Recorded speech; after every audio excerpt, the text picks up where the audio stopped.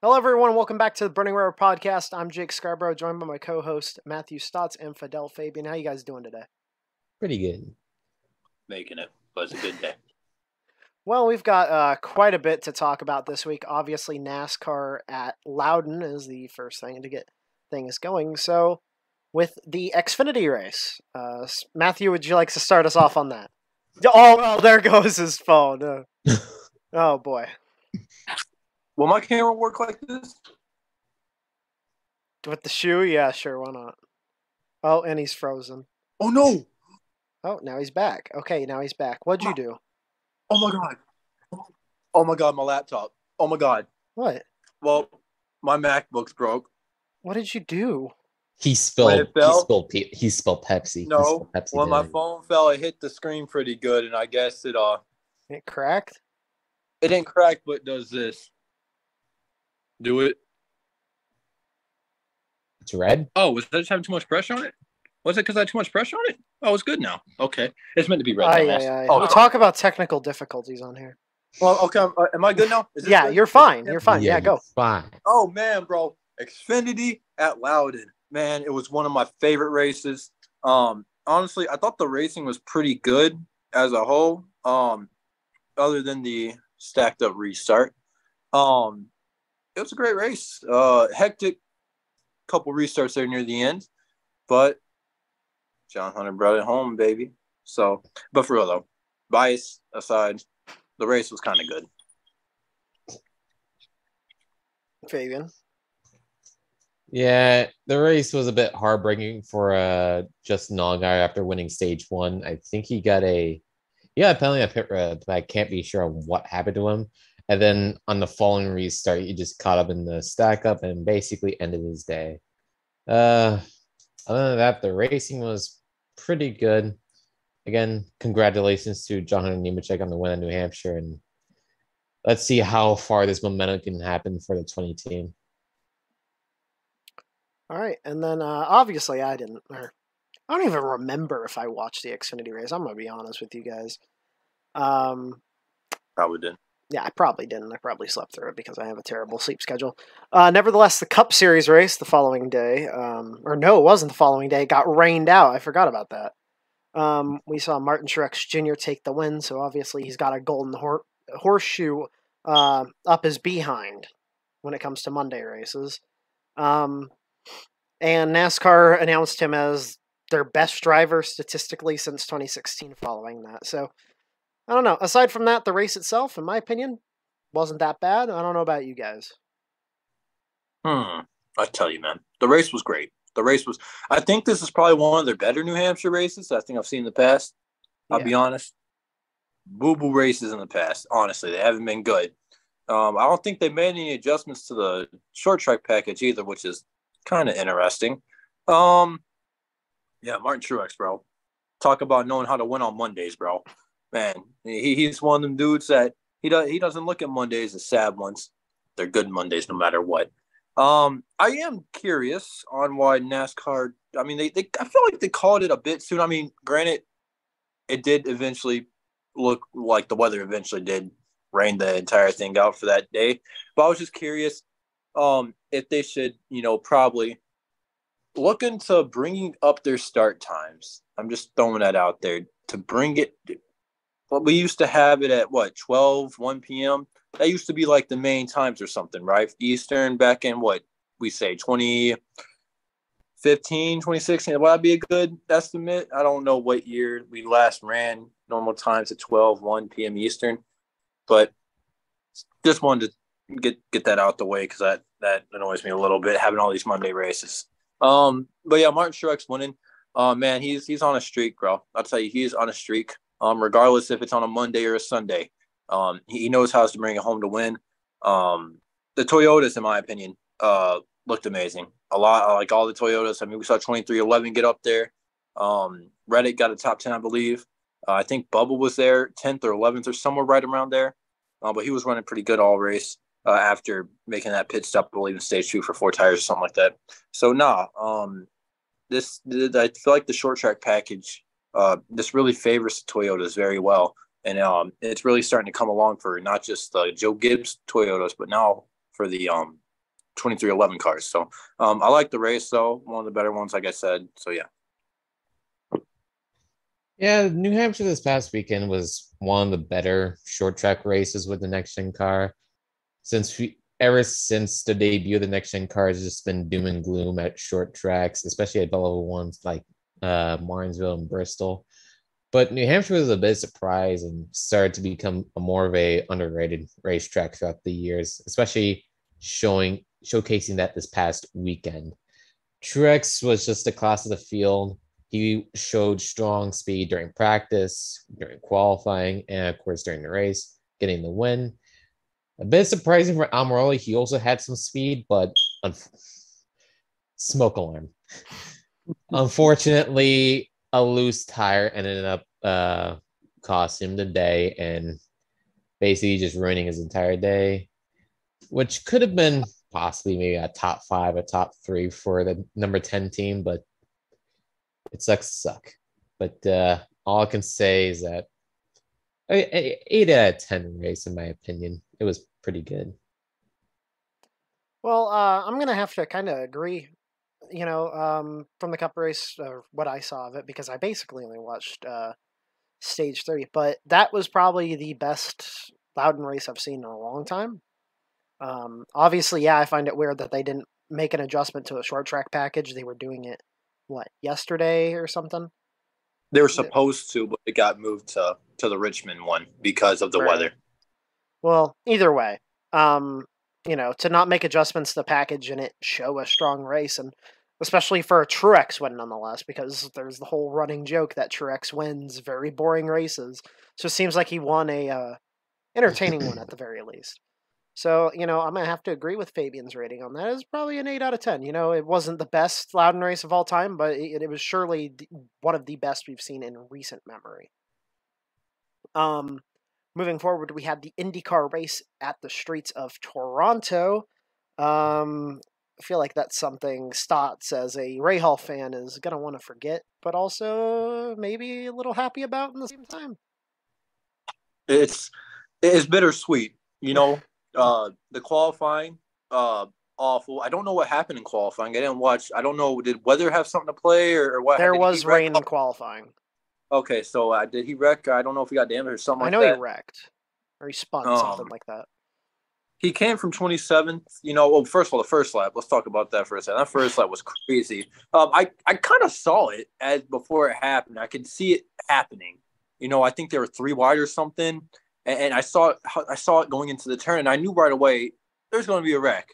I didn't predict the parking lot, but basically, I think it was Jack Harvey and whoever on back was kind of they're screwed. And for Rahal, my guy, I tell you, man, quick thinking to put it in reverse and then take the access road instead of sitting there and I possibly not even. I think he would have lost a lap or two with all that happening. I mean, they took a long time to get that all cleared up. Yeah. So it took 8 laps, I think, or something like that for it to get cleared up. So I mean, it would have affected him pretty bad. And then I think there were some other retirements. We had Roman Grosjean. I think I'm pretty sure this is what happened. He said his hand slipped off the wheel or something like that. I mean, that's exactly what it was. I mean, I guess that happens. Like, I'm not an IndyCar fanatic. I don't, I don't know much about how that can happen or if that happens often or what. But unfortunate for him. And then another thing, the Alex Palou's wing. I don't know what, or his nose cone. Sorry, just a nose cone. His nose cone. I don't know what had it loose in the first place. I don't know if it was a pit stop that did that or what damage. I thought the thing was coming off. I thought. I mean, it was getting worse and worse by each lap. And I'm telling you, give it maybe 2 or 3 more laps. I think that thing would have fallen off or would have been dragging at least, like dragging off the track. And then we had some cars run out of fuel. I think it was who miscalculated their fuel. It was Willpower, I believe, won. And 2 was Pato O'Ward. Marcus Ericsson as well. Oh, Marcus Ericsson. It was a bunch of people. Yeah, it was a bunch of people. But Christian Lundgaard, bro. I tell you, And not only is that big for him, but it's big for the Ray Hall, Letterman, Lanning, whatever the team is, but for their organization. Well, let's keep it a buck, man. That team is horrific, or at least at the beginning of the season, they were horrific on these street circuits. They were awful. I mean, just in general, let's be real. In general, they are awful. Oh yeah. And these past 2 weeks at Mid Ohio, and now they've shown some speed. They really have shown some speed, especially one guy. He's a young cat. He's a young guy. Ray Hall and them, the Ray Hall team, they've got a good one. They've got a championship contending driver. If they can get, I think it's a package or whatever. If they can get their car, their chassis, whatever it is, they got to get fixed or worked on for these type of tracks, worked on. Because this is talent that is being somewhat wasted. And I'm hoping, and not just because I'm a Ray Hall fan, but just for this team in general, just to have some more success. I'm hoping for next season, they come more, I guess I should say, prepared or more aware of what they need, because I feel like they just didn't really look much into issues, and they had these issues late last season as well. I think they've been playing catch up, and I think they need to be ahead of the 8 ball instead of behind it for next season. But really happy for Christian Lundgaard. He shaved the stash. That is, I think that's what he did. Shaved the stash. Yeah, thank God. But awesome win. I give that race 7 out of 10. I liked it. Yeah, IndyCar Toronto really did put on a show. A very chaotic first lap, and straight out of the gate, strategy started to make a play. Who's gonna stretch out the greens for? Yeah, I can't even make sense of this. Shut up. But Toronto put on a good show. That's all I can say. I could just be repeating everything that Sot said and it would still be 100% correct. That race was great, and I'll give it an 8 out of 10. I think it was a lot better than the rating Sots put out. I thought it was a lot better than that. Bro, beat me one rating. Okay. Well, the whole first lap incident. I hate to see that that Tom Blomqvist, his first start, getting that seat opportunity. Obviously, the rumors are he's going to be in that car full time next year. But to get that seat time, and it probably being one of the only races this year that he can get that, and being wrecked out on lap 1, I mean, it's bad circumstances. It sucks for him. Obviously, they've got Connor and Daly at the car this weekend for the Iowa doubleheader, but it's unfortunate for Tom. So hopefully they can get him in the car again. But aside from that, just seeing what the race played out to be, I honestly think Toronto's the best street circuit on the IndyCar schedule. It's got a long history. Obviously, track like Long Beach does too, or St. Pete, but I feel like Toronto is always the one that you can rely on to put on the best races. As for the finish, apparently a lot of the teams were having issues with the fuel numbers. Basically, a lot of them were saying, oh yeah, you're good to the end, you can push, and then with like 3 laps to go, teams were realizing, oh shit, we can't make it to the end. So whatever that issue was, whether that was a team issue on multiple different teams and different associations, all that, or if it was an issue with the systems they're running, I don't know. But obviously it did play a huge factor in how the finish went. Obviously Lundgaard winning, we know after the Indy 250, Indy 500, Ray Hall, Letterman, Lanigan, they did the test at Sebring to figure out what the hell they've been doing wrong. Because what was it, before this weekend, their last win was 2018 Gateway with Takuma Sato? Something ridiculous like that? No, 2020 Indy 500. Oh, was it with Sato? Okay.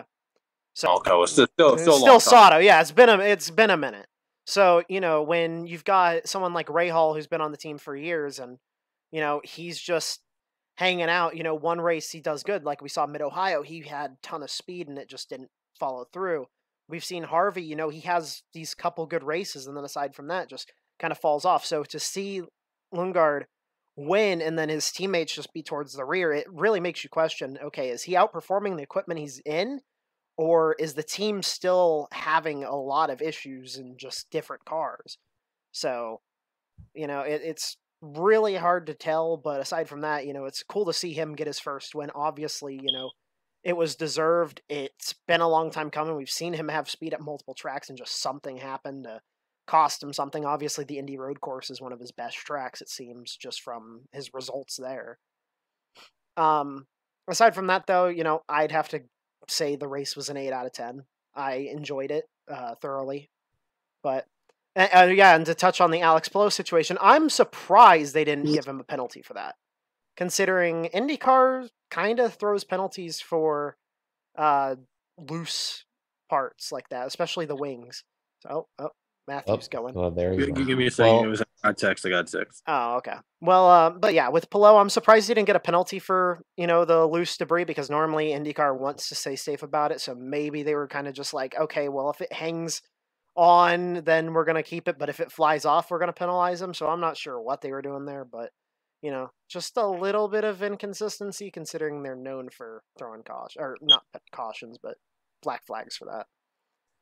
I was gonna say, I was gonna say, I feel like on IndyCar they were thinking, like you were saying, just let it hang on until the end. Yeah. I just thought it was the rule in general. As long as it's not flapping around like crazy, like say the rear wing is just hanging off and scraping it across the ground like crazy, it's a black flag. But if it's like slightly bent or slowly breaking off, then it's fine. But I feel like IndyCar, it was like a very tough decision to make, to say, is it good, is it not good? Because at first it was just a little bit skewed, and then as the laps went by, it just got worse and worse. Yeah, on that final lap, it looked like it was going to come off any second. Like, that thing was barely on. I think it was Townsend Bell who said it looked like the decals were basically holding it on. Basically. So, yeah, it was just odd to see how they made that play out. But where is... I had to throw some away. Oh, My okay. fault. You good. Well, aside from that, though... Wait, what? Oh, I was saying I have trouble sitting still sometimes. Oh. So I gotta... Well, aside from that, we didn't have Formula One this past weekend, but speaking of which, or for Formula One, we had big news. Nick DeVries did get boofed from his seat, which a lot of people were expecting, at least at the halfway point. So 2 races early, AlphaTauri and Red Bull swap out DeVries for Daniel Ricciardo. So obviously there's a whole hype train behind that. I've got opinions that people don't like, but I don't know. I want to hear you guys. So Stotts. All right. Well, I'm gonna keep it honest. I feel, and this is just about everybody basically. I feel that if it's their first season full time or first season in F1, I feel like you have to give them a proper chance to finish that full season to see where they stand, or to just, I say, give them a season and a half. Let them complete that full season, and then evaluate them after the first season. This is Nick DeVries' first time in first year in an F1 car. Am I right? And then he won the F2 championship in what? 20. What was it? 2021, I think. 2021, and there was no seats for him. So I mean, he went to, where did he go to? He went to Formula E. Formula E, and he won the championship there, did he? Okay, there you go. So I think, and this has been an issue for a lot of teams. Trust me, this just isn't on one specific team. This is an issue with every team where they need to give these guys actual chances. Give them a full F1 season. Let's be real. AlphaTauri hasn't been good anyways. I mean, no hate, no shame, no nothing like that. No shade. It's just Yuki hasn't been performing the best. And trust me, I think Yuki and Nick, they got talent. Trust me. It's just that car. That car is not, they need upgrades. They need something to go through for them, because they are not, I think it's just a car that's holding both of them back. And I think we might we might see it in Daniel Ricciardo driving it. If Ricciardo can't do what, if he's where Yuki is basically, or even a little worse, it's the car. And I think it's the car no matter what. Even before Daniel even takes his first Grand Prix in that car, I think it's the car. I think Nick deserves a second chance. I don't care whatever team offers it to him in the near future, if it happens. I think he deserves it. because I don't think he got a proper opportunity because these guys wanted to rush and I guess be so what's the word? Gosh, so fast with it. Impatient. Whatever. Impatient. There you go. Yeah, fast with it. So they're impatient. That's the thing. They're being impatient. That they weren't getting far with it. They weren't going to get far with their team this year. I think they should have realized that after the first couple races. Garbage. So I mean, it's unfortunate for Nick. I felt like he was mistreated. I know a lot of people are going to have a lot to say about that, but I'm speaking from my heart, and I'm speaking from previous people who have been kicked out of their rides for basically no reason and not given a full opportunity or an experience. So yeah, there's my thoughts on that. Yeah.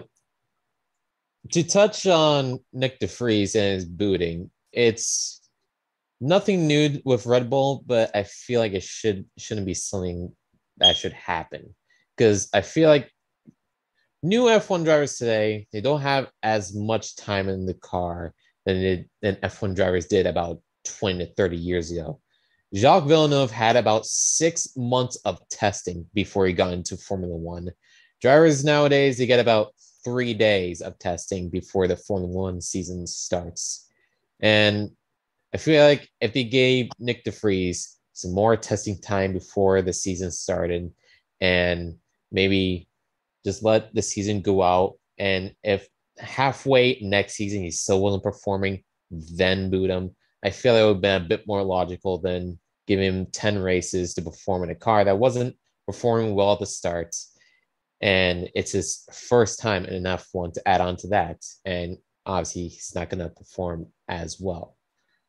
To touch on Ricardo, I feel like this is something he kind of needed.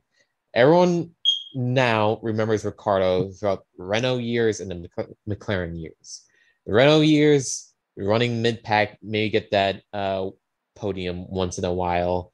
McLaren did nothing, got that one win at Monza, continued to do nothing, and was booted at the end of 2022.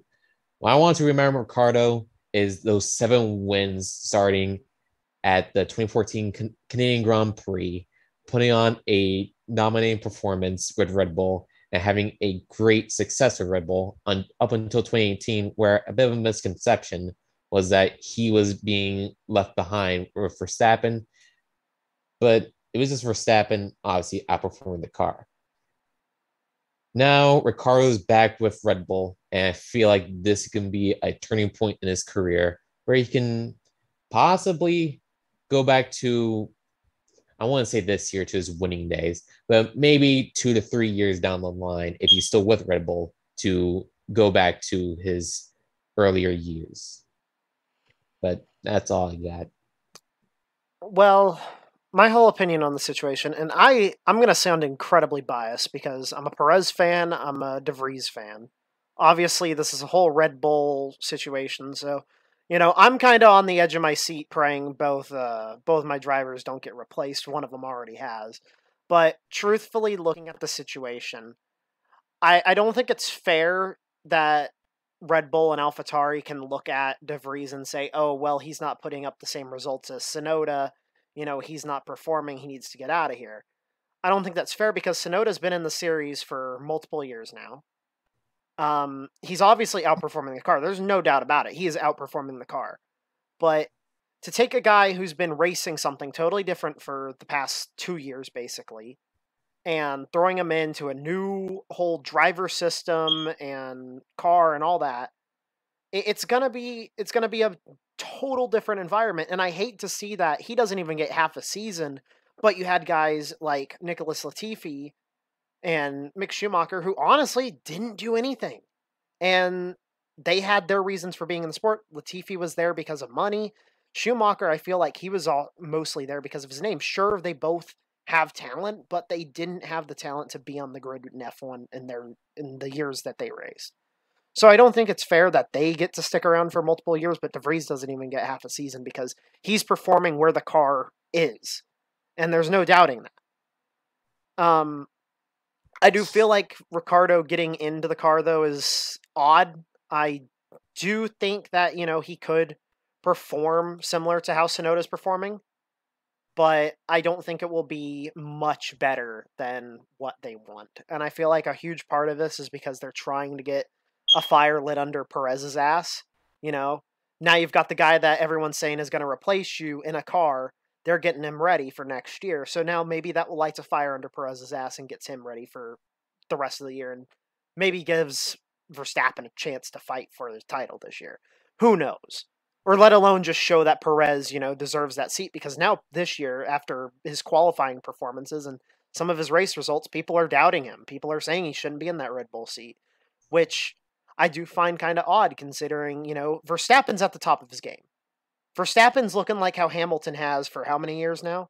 Hamilton had, 6 years of dominance and no one really to fight him? So I feel like Verstappen's at that point of his career where no one's going to be able to stop him whether you're in the same equipment or not. So, considering we saw Gasly and Albon not even be able to win, let alone Harley be able to get a podium, I don't think it's fair that a guy that's winning races is being told, oh yeah, you don't deserve this seat. So, I feel like it's an odd situation through and through, but it's going to be interesting to see what Ricciardo does, and maybe it was a good move for Red Bull to get someone else in the seat, get more points for AlphaTauri, maybe more funding, who knows. But I don't think it was a good move to drop a guy who didn't even get a chance to prove himself in the main series. Do either of you guys have anything else to touch on it? You took it off. Well, it's more mid-season silliness. Announced earlier today, being Thursday, Justin Haley signs a multi-year contract with Rick Ware Racing. Okay, I had a stroke saying that. Rick Ware Racing in the Cup Series. So that is interesting. And yeah, Rick Ware Racing announced at the beginning of this year that they would have a technical alliance with RFK. I'm going to cut straight out of the gates. I don't think technical alliance means shit. I don't think it does. Obviously, they've been getting help from Stewart-Haas Racing the past few years. Stewart-Haas Racing isn't necessarily looking like a top-tier team anymore, aside from Kevin Harvick. So whether you want to blame that on the drivers, whether you want to blame that on the team, I'm not sure. But I don't think Rick Ware Racing is a good place to be, no matter what. And I don't think that's a team problem. I just think it's because they're still so fresh in the sport that it's going to take him a couple years. So maybe Haley, maybe he's cooking something. I don't know, but it's odd to see, a team that has basically just tried to build around him. He's just walking away from that. So, I mean, who knows what's happening behind closed doors, but I think this was a terrible decision on Haley's behalf. I agree. I don't know if brother knows something we don't know. I don't know if I don't know what script he got, but whatever script he was handed, they played him. For right now, I don't know if something happened with him and colleague. I don't know if that Atlanta thing had an effect on that or not. It could have. But we truthfully won't know probably until later on. Maybe Haley will speak more out about it, about how things fell through, or who knows. We may never know. Who knows? Like this is, it's a he said, she said type thing at the moment. So, but nah, man. I've always had a, not a loving for Justin Haley. He's talented. Don't get me wrong. He's got talent. I just feel like he gets himself these wins in ways he's just right place, right time, but to make the move from colleague who they get support from Richard Childress, right? Because of the ECR engines, yeah. Yeah, and which, by the way, Richard Childress Racing looking good with Kyle Busch and heck, even Austin Dillon ain't looking too bad. But to go from them to Rick Ware, who is supported by, or technically supported by I believe you said Roush, Stewart-Haas ain't doing anything. So I mean, not really supported at all. If you wanted to be honest, like you said, it doesn't really mean anything really for them. Yeah. and Rick Ware Racing. We've seen the memes. We've seen their cars. I don't think I can remember the time. At least one of them or two of them finished on the lead lap. I don't think that's ever happened. JJ Haley top 10 at Atlanta. Two cars. Oh, two cars on the lead lap. Two cars, same race. Hold on. Keep going. I think they both finished on the lead lap last week. Oh, that'd be a crazy thing. That'd be a crazy stat. But yeah, I mean, it's going to be interesting. I'm also interested in if what is happening is what we talked about earlier, where do we think Colleague's going to sell their charter to 2311 to maybe open up a ride for someone in the Xfinity Series who we will not name, but I'm praying it is him. We don't know, but there's all these scenarios that are being thrown out. But for Justin, for Haley, I think he took a major step down. I mean, brother, you might as well have taken yourself down to Xfinity at that point. I'm just telling you. I mean, you're not going to enjoy running 30th every week. I'm going to be honest with you. It's not. What, you get any update on Dave Bogutop or any of them get lead lap? Just JJ. Wow. Can I guess that one? Yeah. Sorry. My hatred for Rick Ware is not there. It's just this JJ Haley teammates next year is going to feed families. Yeah, feed families. Yeah, it's going to feed families, all right. Listen, I'm on this little train right now or not even. I've been on it for a couple years, but JJ Haley deserves a second chance somewhere. Oh my gosh! Give him. Let him cook. Let him cook. How old is he? How old is he? Let's find out. How old is JJ Haley? Fabian, give your opinions on Justin Haley while I do some research. Yeah. This is at least all I can say is at least this is some good publicity for Rick Ware Racing, or at least some questionable publicity for Rick Ware Racing ever since the Cody Ware incident back in April. But that's your boy. Sorry. All I can say is that he probably knows something that we don't. We don't know. Sure, the Roush Fenway Alliance may be a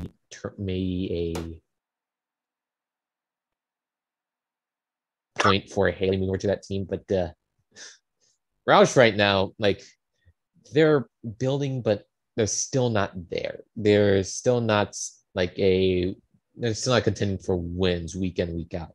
They're contending for top 10s week in, week out. And I don't know how much of that is going to translate to a Rick Ware Racing speed. Oh, shit. But, yeah, a very questionable move by Justin Haley. That's all I can say. JJ Haley is 46 years old. Oh, get him out, bro. No. Get him out. He's not getting on the chance, bro. Hear me out.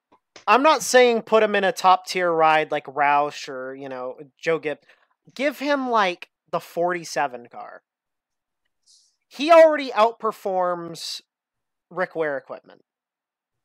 We've seen people outperform these like bottom tier cars. Give him just a mid tier ride. He can put that thing outside playoff bubbles. He can put that thing 20th in point. I guarantee you, if you put JJ Haley in the 47 next year, he'd probably sit 19th in points all season.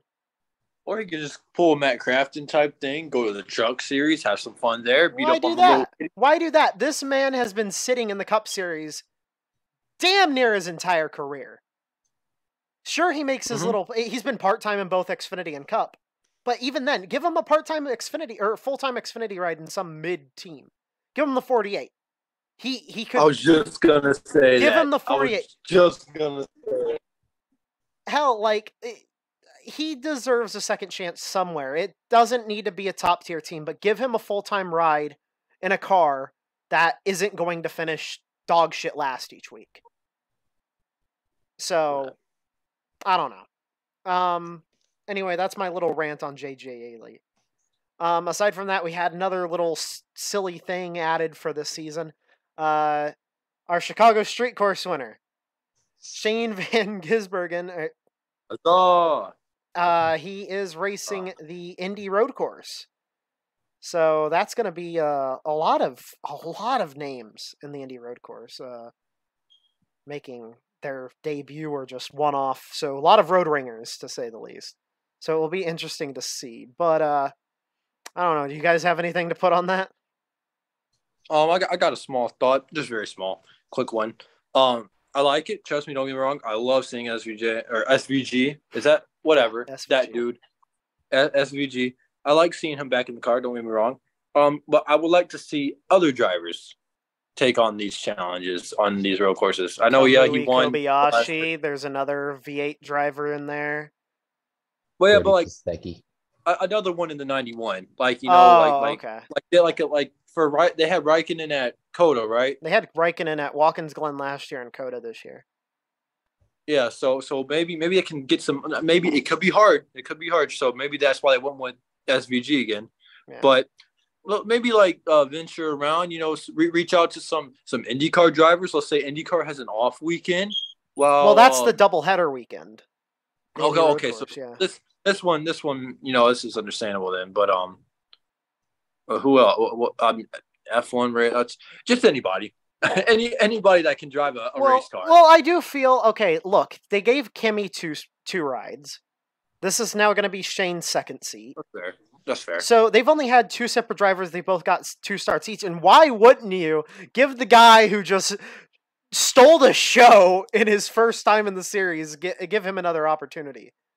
I do think Shane's going to be in the series full time next year. Don't get me wrong. I mean, his team owner over in Supercars already said, if he gets offered a full-time contract and he wants to take it over in NASCAR, he will gladly let him go of his contract over in Supercars. So, he's got the opportunity. I'm sure there's a lot of teams, keeping an eye on him right now. I wouldn't be surprised if Colleague's one of those teams. Maybe they're cooking something by not bringing back Justin Haley. So, I mean, who knows? Maybe Trackhouse gets that charter off Colleague and just decides, all right, we're making the 91 full-time with Shane behind the wheel.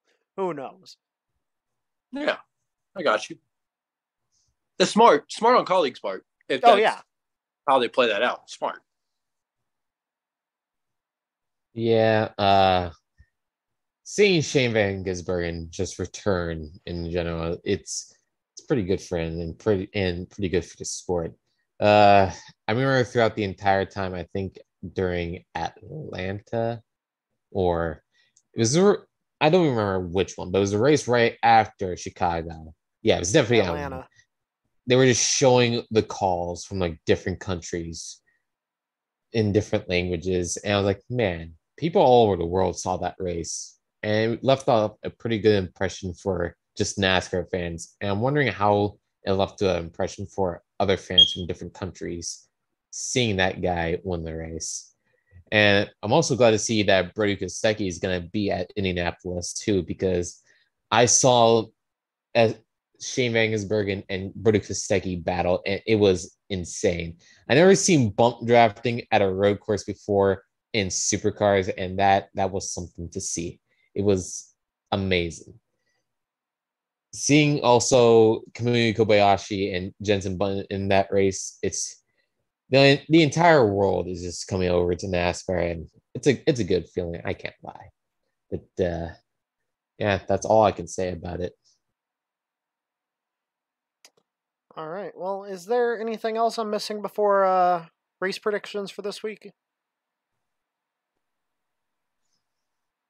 I mean, unless you want to talk about IMSA.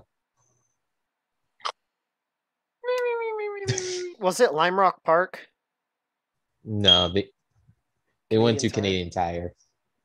That was 2 weeks ago. That was Atlanta weekend. Huh. Damn. Anyways. All right, sounds like race predictions. Yeah. All right, so race predictions. Do we even bother saying F1, or do you guys think anyone not named Max Verstappen wins? It's gonna be Max. Okay. Anyways, IndyCar. Shut up. IndyCar predictions at the Iowa doubleheader. So you guys get 2 win choices, unless you think it's the same guy going back to back. Stotts, who you got? Man, I got the guy that's been pretty dominant on these ovals, man. I tell you, I'm going Pato O'Ward. I mean, he's brought speed every single time at these tracks, man. These ovals. I mean, I don't know what these guys cook. Well, who McLaren is he?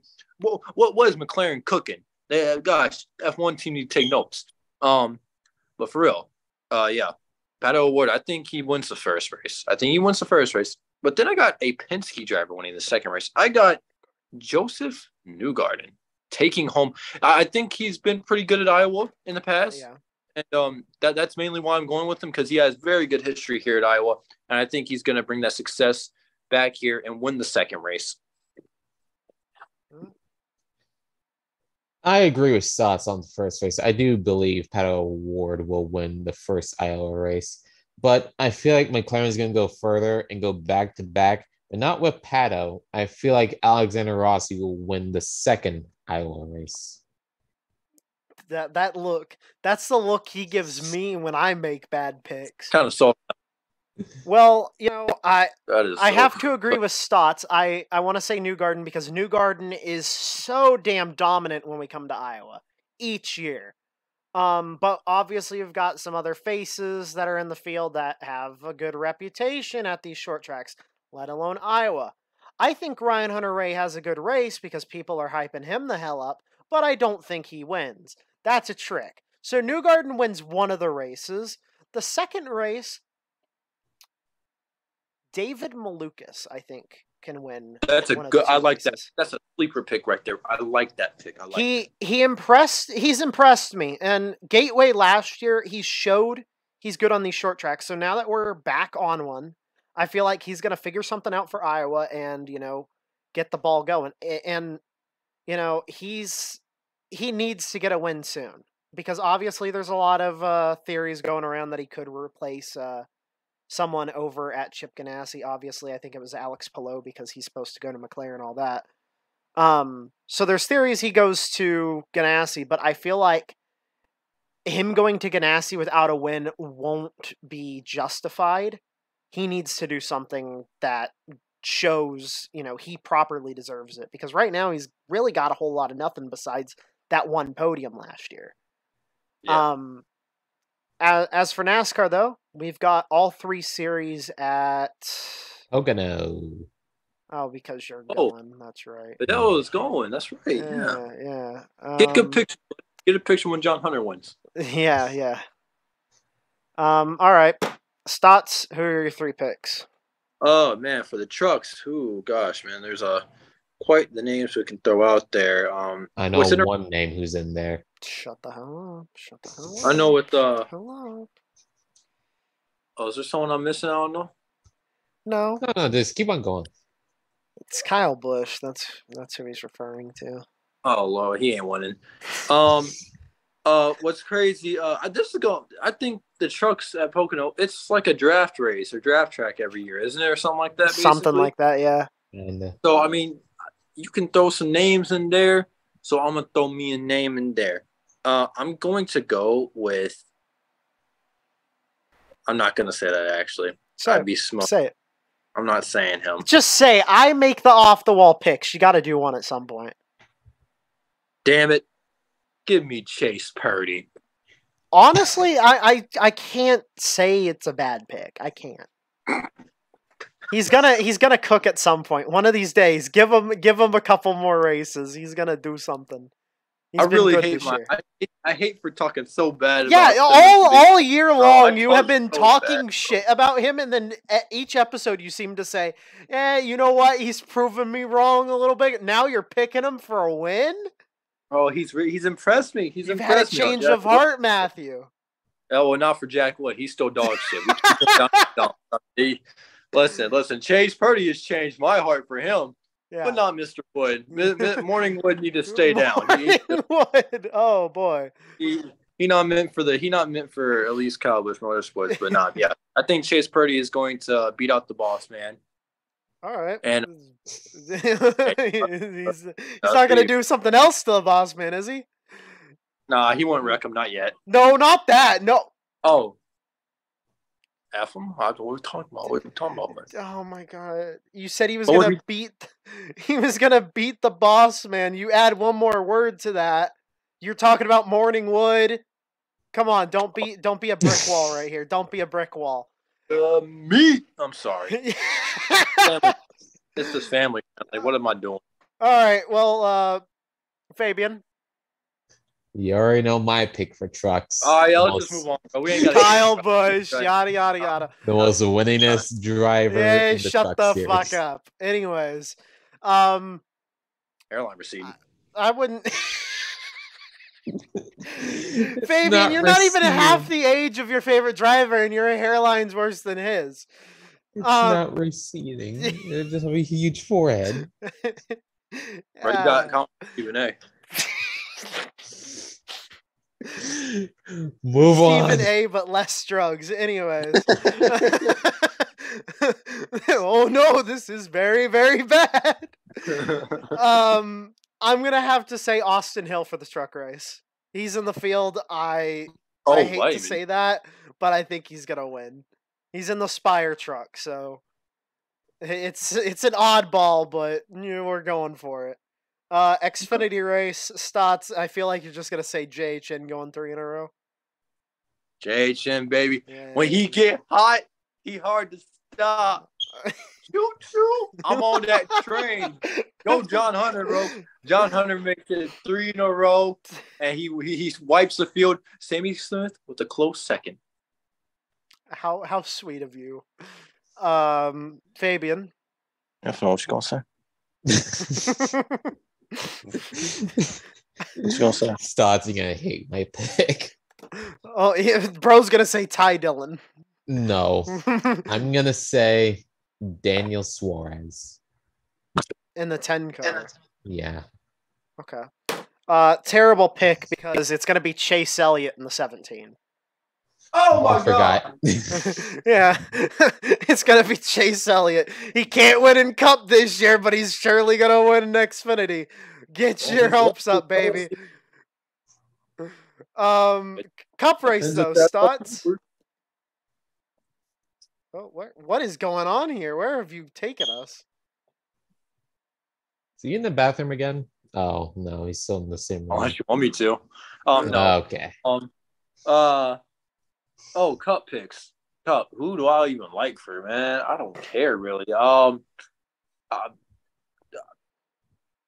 Picking a name out of a hat. Kyle Larson. There's no reasoning. Just Kyle Larson. Just Kyle Larson. Last time was at a race at Pocono.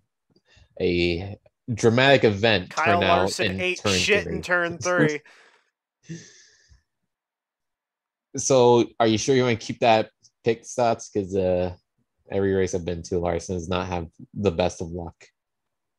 Do you want to pick that? You want to keep that pick, Stotts? Yes, I don't care. I don't. If it ain't, listen, bro. I'm too worried about Chase Briscoe not running 28th this race. Okay, my concerns are more in the mid pack right now. Okay, all right. Let me focus on my man's, and I'll just pick some random to win. Okay, not random. Sorry, some dude I've seen up front sometimes. sometimes.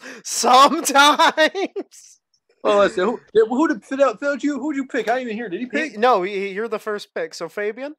Okay, who? Say Kyle. Say it. Say it. It wasn't gonna be him. Okay. I was gonna say Denny Hamlin. I think Kevin Harvick closes out his career with a final career win at Pocono. He's had speed. He's had some speed. Brother. You do not see what team he's working with right now. I know. He was so close to Phoenix. Okay, and that's Phoenix, not fucking Pocono. How long ago was that, bro? They both start with P's, man. They both start with P's. Stotts is about to show you another word that starts with P, okay? Anyways, fuck's sakes, before I lose my mind. Anyways, my pick for the Cup race, it's a little off the wall. I gotta have a little cold take. I've made 2. I feel like my Malukas one was a little off the wall. Who's ready for this Brad Keselowski W in Pocono? Yeah, that's something. Stay off the damn wing. What did you just say? He says, "Stay off the damn weed." I'm not on it. I am clear. I will do a piss test if you need me to. I would rather pick. You want me to I say would Chris pick Chris Buescher? You want me to Buescher over say Brad. Buescher? I don't know. I feel like Brad's that'd be overdue. Brad is overdue. He's overaged, brother. He need to be out. And you're He's underage. Well, I appreciate you. I've been working on myself. I'm glad you're starting to notice. I thought the facial hair kind of gave it away. Oh my god. Aside from that, do we have anything else?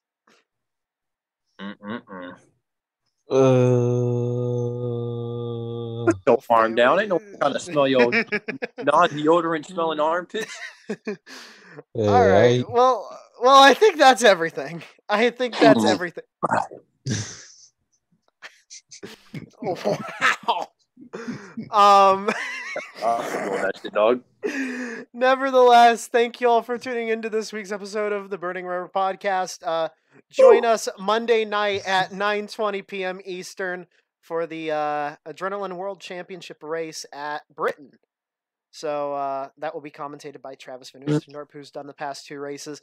Nevertheless, we'll see you guys next week for another episode. Goodbye.